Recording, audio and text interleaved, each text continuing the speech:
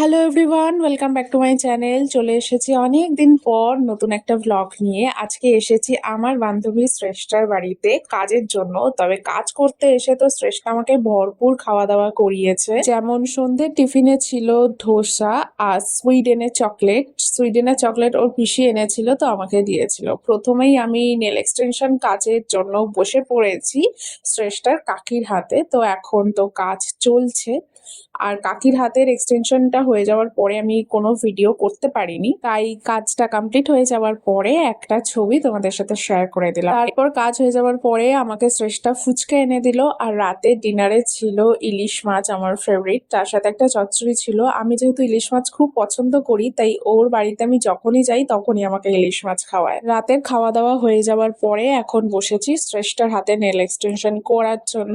আর শ্রেষ্ঠা ঘুরতে যাচ্ছে, তাই আর কি নেল এক্সটেনশন করছে। তো কাজটা কমপ্লিট হতে হতে অনেকটা রাত হয়ে গেছে। কটা বেজেছে অবশ্যই তোমাদেরকে দেখাবো। এই ছিল শ্রেষ্ঠার হাতে নেল এক্সটেনশনের ওয়ার্ক। তোমাদের কাজ কেমন লাগলো অবশ্যই জানিও। আর দেখো, রাত 2টো বেজে গেছে নেল এক্সটেনশন করতে করতে। মানে দুই বান্ধবী থাকলে বকবক করতে করতে যা হয় আর কি। পরের দিন সকালবেলা টিফিন খেয়ে আমি বাড়িতে চলে এলাম। তো এই ছিল আজকের ভ্লগ। টাটা।